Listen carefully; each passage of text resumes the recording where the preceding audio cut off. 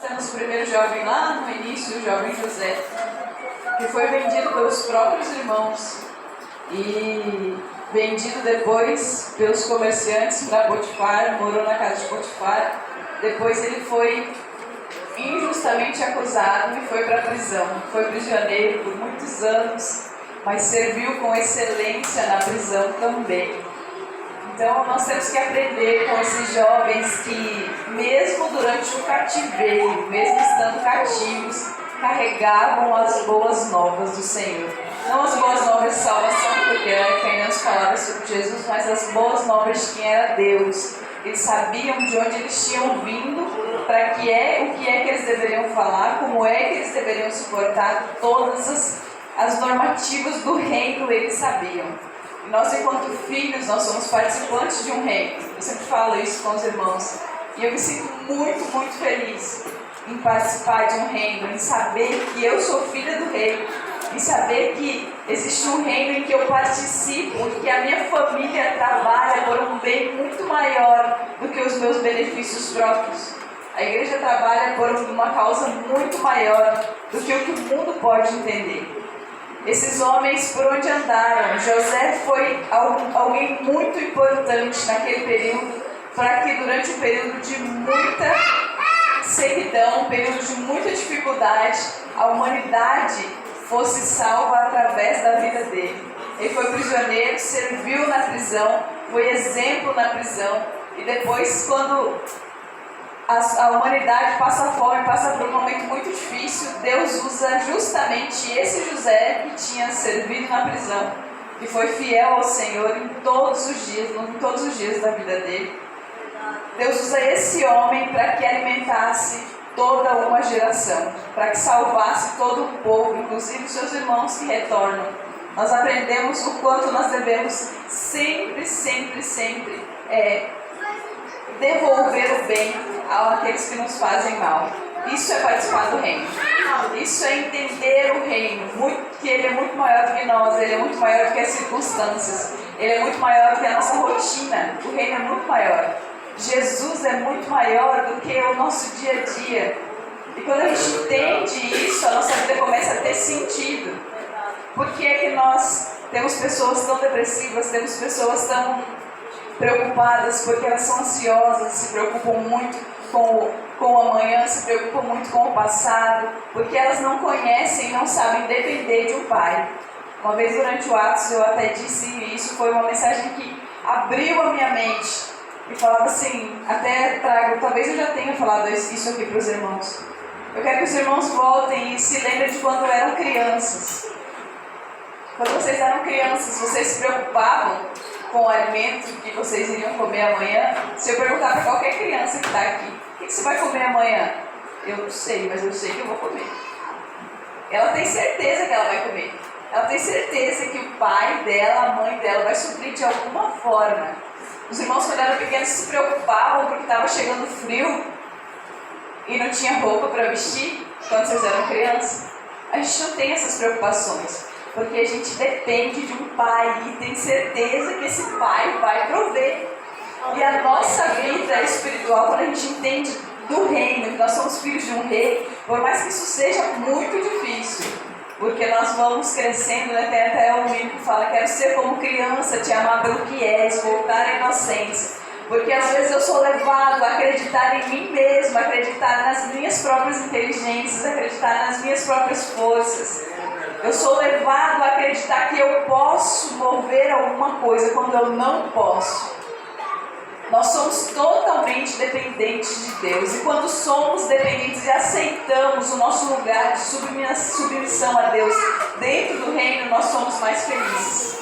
Quando nós aceitamos que nós temos um Pai que cuida de nós, nós somos mais felizes. E não importa o lugar que nós estamos, quando nós aceitamos que somos pertencentes a um reino, mesmo que sejamos cativos em outro lugar, nós sabemos e a nossa memória nos traz a esperança, aquilo que a Bíblia fala que nós temos que trazer à memória, aquilo que nos dá esperança. Nós nos lembramos o tempo todo que nós temos um Pai que é muito maior, um Pai que supre as nossas necessidades, um Deus provedor. Nós temos a história de Abraão. Abraão leva o seu filho para sacrificar. Eu Eu não consigo me colocar na situação de Abraão, mas também não consigo me colocar na situação de Isaac, que também obedeceu e não viu. Ele não viu o sacrifício ali, ele só subiu e ele sabia que precisava de algo para ser sacrificado. E a fé de Abraão, ele tinha total certeza de que Deus não lhe pediria algo que lhe faria mal, porque ele conhecia ao Pai, ele conhecia a Deus. E o filho também, o filho sabia que o Pai não lhe faria mal. Ora, o nosso Pai nos dá as melhores coisas. E ele teve fé, e no momento certo o cordeiro estava lá. Nós vemos a provisão se encontrando na hora exata. Aleluia. Na hora exata o Senhor supre as nossas necessidades. Esses jovens aqui que estiveram no cativeiro, eles estiveram lá por um objetivo, por um propósito. Mas o que estava ao redor deles não mudou a identidade deles. José não foi mudado porque esteve na prisão. José não foi mudado porque foi acusado injustamente. O coração dele servia genuinamente a Deus e sabia o Deus. O pai dele falou, ele era filho de Jacó. Ele tinha promessa, ele carregava uma promessa e ele se apegou a essa promessa e caminhou durante a vida dele por essa promessa. E na hora de servir os seus irmãos, ele estava pronto. Nós temos a história de outros jovens que também foram levados cativos, Ananias, Azarias e Misael, o Daniel também. Ananias, Azarias e Misael, Sadraque, Mesaque e Abednego, a gente conta a historinha deles como se fosse algo muito comum. Eles foram lançados na fornalha de fogo e de repente tinha um quarto homem lá na fornalha de fogo. Para nós é natural isso. Meus irmãos, a Bíblia fala que essa fornalha era tão quente, tão quente, tão quente. O rei mandou essa fornalha ficar tão quente que os homens que foram verificar a temperatura dessa fornalha morreram. Aqueles que estavam do lado de fora. O rei falou, eu quero que vocês aqueçam. E essas pessoas que ficaram com o trabalho de aquecer essa fornalha morreram. De tão quente que era. Aí nós vemos 3 meninos que porque não se dobraram diante de outros deuses, porque se lembraram que faziam parte de um reino, que tinha algum propósito eles estarem ali, nós temos 3 meninos que são lançados dentro da fornalha de fogo, não olham para lá, não olham para cá, mas permanecem firmes no alvo, permanecem firmes na promessa. Esses 3 meninos, de repente, eles se encontram com um quarto homem que estava na fornalha junto com eles e nem a roupa deles foi queimada. Isso é milagre de Deus, isso é o que a gente vive além da razão. Por que as pessoas falam assim, esses crentes são loucos? A Bíblia fala que Paulo fala que o Evangelho é loucura para os homens. Nós só entende o Evangelho quem participa do reino. Só entende o reino quem vive o reino. Se você não vive o reino, não tem como. Milagre só vive quem está dentro do reino. Só vive milagre como esse de Ananias, Azarias e Misael quem conhecia Deus. Só não se prostra diante de outro Deus quem sabe que o seu Deus é muito maior do que o Deus que estava sendo oferecido para ele naquele momento. Só carrega a mensagem e é convicto da mensagem quem conhece o reino em que serve. Quem se lembra da cidade onde nasceu. Quem se lembra de quem morreu na cruz por ele. Quem se lembra para onde vai. Quem sabe não se embaraça com as coisas deste mundo. Quem sabe para onde vai depois daqui da terra. Aleluia. Nós temos que ter essa convicção enquanto filhos de Deus. Nós somos filhos de Deus e vamos honrar o nome de Deus por onde quer que andemos. Amém? Esses 3 jovens foram fiéis, José foi fiel e o nome do Senhor foi glorificado. Deus usou José para suprir a necessidade de uma geração, Ananias, Azarias e Misael para que o nome dele fosse glorificado. Nós temos Daniel, houve um decreto que disse assim, olha, quem orar ao Deus que não seja o Deus daqui, vai ser lançado na cova dos leões. Para que o quê? Para abafar a fé dele, para abafar quem ele era, para abafar a verdade de quem ele era. Ele já não tinha se contaminado com o manjar dos deuses, ele era fiel ao Senhor e ele tinha rotina. Os homens viram que não adiantava só oferecer coisas para eles, que tinha que tirar coisa dele. Porque ele tinha tanto que para ele o negócio era o contrário. Então vamos tirar a oportunidade dele de falar com Deus. Por que, meus irmãos, que vocês acham que ele não se importa? O decreto acontece e ele simplesmente, no horário em que ele fazia a oração, ele simplesmente começa a orar. Porque ele conhecia o Deus, ele não sabia se Deus livraria ele da cova dos leões. Os meninos na fornalha de fogo, eles falam, olha, se Deus quiser, ele vai nos livrar, se ele não quiser também, amém.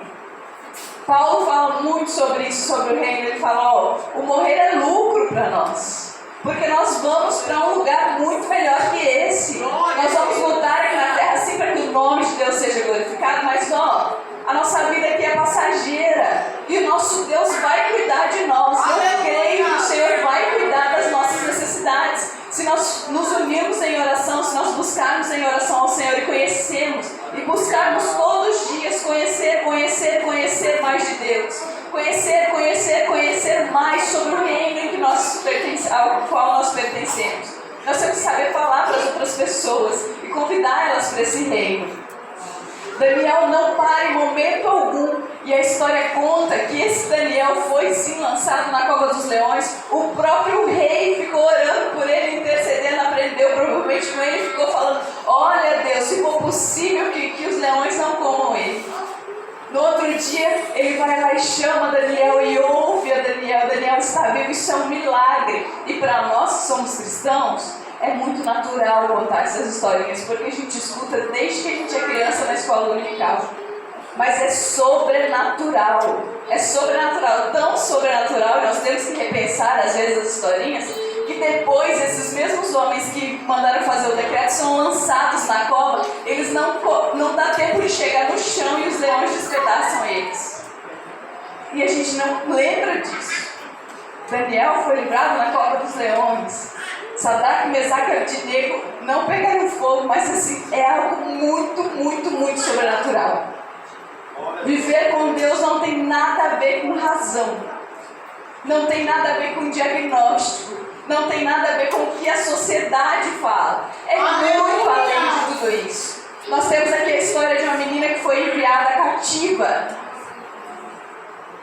Esses homens, ainda a história de José está escrito, né? Nós sempre sabemos quem é José. Ele virou governador, depois ajudou a governar por um período. Ananias, Azarias e Misael também, o rei disse, olha, viva o Deus de Israel, que eu não servirei outro Deus, por causa do testemunho deles. Daniel ajudou a governar, eles eram meninos muito inteligentes, viviam na presença do rei. E eles eram assim porque Deus os capacitou. Tudo que nós temos, tudo que somos, tudo que sabemos, é Deus quem nos capacita para ser. Você pode olhar, meus irmãos, a maioria dos bons músicos que existem no mundo cresceram dentro da igreja. A maioria dos bons talentos que existem no mundo aprenderam dentro da igreja. Porque a igreja nos ensina, o reino nos ensina a servir, o reino nos ensina a ajudar o outro, o reino nos ensina a cuidar do nosso próximo. E nós temos que tomar cuidado com isso, cuidado com o que Deus deixou para nós, para que toda essa unção que nós temos não seja convertida e nós não nos esqueçamos que participamos desse reino. Nós não podemos nos esquecer que as pessoas vão oferecer para nós algumas coisas. Claro, vocês são cheios de talento, jovens. Vocês são cheios de qualidades.